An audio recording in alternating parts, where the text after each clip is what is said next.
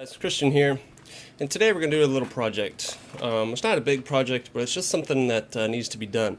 This is my, let me get it here. This is my Piranha 197 CDI down imaging fish finder. It's really good for what it does. I have it rigged on this little piece of metal here. So this goes down in my rod holder, this bit right here on the end. And then this sits over the outside of the boat, and then the transducer is mounted to this metal piece there to where that'll sit in the water.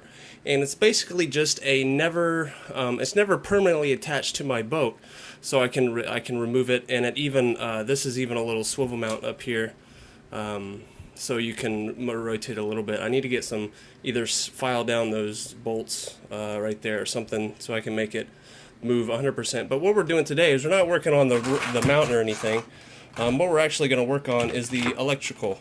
So these guys right here. So anybody that knows anything about electricity knows that there's a positive and a negative wire. So as you can see right there, there's the red and the black wire coming from the fish finder power, which is this black cable, and then it splits off into the two. And then I have some copper wire here. This is actually my grandpa's rig. And then it goes to these wires right here that connect to the battery to get its power. Well, these aren't big enough to go around the post on the battery to be screwed down. So I have an idea. I'm going to remove these. Basically, I got some crimpers today also, so we can do the job right. But these crimpers I'm going to use to connect this copper wire to the red and black wire, and then to crimp on these alligator clips, and those are going to connect to the battery instead of these. I figured this will make it easier to connect and disconnect from the battery, and I know these will fit on the post. So that's today's little project. So we're just going to go through it step by step, and I'll show you guys what I'm doing. So we'll go ahead and start with the first step. So I'm going to unwrap the tape from basically all of these things, and I'm going to make sure that each of the wires are stripped correctly and with enough length. Oh, and for these I'm going to splice them together using these little butt splicers right here, these little red guys. So one end goes there, the other end goes in there, and then you crimp them together, and then when the electricity passes through them, it passes through this, I don't know how to use this camera, this little metal bit, and current flows through each of them. So that's step one. So I will get started, and I'll show you guys what I'm up to. Okay, now that we have all of our wire cut and stripped, as you can see here, the next step is to splice together these wires here with these wires here using one of these butt splicers. So all you do is you insert one end into here, and then the other end into there, and then you use your clamps here to cinch it down tightly so that they touch each other via the connector. It's that simple.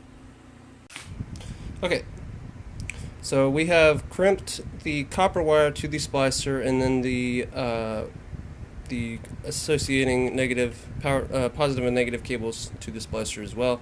As you can see, some of the copper is hanging out. That's because these splicers, the wire is too thick for these splicers, so this is stranded copper, so we were able to let me try to focus this thing a little bit. We were able to, I can't really focus. Anyway, you have to bend some of it back in order for it to fit in the splicer, but that's okay because we're gonna wrap electrical tape around all this anyway, so to prevent it from being a shock hazard or anything. Even though it's only 12 volts, it won't zap you that hard, but still better safe than getting zapped all the time. Alright, so the next step is we're going to take these alligator clips, and now we clip those to these other copper leads. So the red will go to the positive, and black to the negative, obviously. So I'll check in when that's done. Okay, so now we have the alligator clips clamped onto the copper wire. I know I'm just on my phone. It's not the best phone ever, but next time I make a video like this, I'll do it on my camera. It's just my camera's down in the car, and I didn't want to run downstairs and do it. So the next step is just to tape these up, even though they have, oh, look at that, it came undone. Well, I'll just have to fix that. I don't like these little itty bitty wires. So I'll probably try to stick it back in there and just clamp it harder. So, but the next step is to put electrical tape over the open ends here, and then test it. So I'll recrimp that, tape it up, and then I'll check back in. Okay, two things. Turn that off. Hope that didn't ruin any of these videos. Two things. I'm not a electrical tape aficionado, so this is just the best to do. I do have red and black tape, so I'm able to differentiate the colors both at where the wires come out and also at the alligator clips. So they're wired. The reason I'm even doing this is today I went fishing and my fish finder did not work, so I figured it was a problem with the connections that were there, and I looked at them, they're pretty old, so I just decided to fix them. So there's, excuse me, there it is. So next step and final step is to go down and test it and see if it just turns on, because it wouldn't even turn on earlier. So let's go. My battery's downstairs. Okay, so we're down here downstairs. We have the negative to the negative, the positive to the positive, and the one to the back. So let's see if it fires up. Oh, look at that, first try. And then it says the transducer is connected. And alrighty.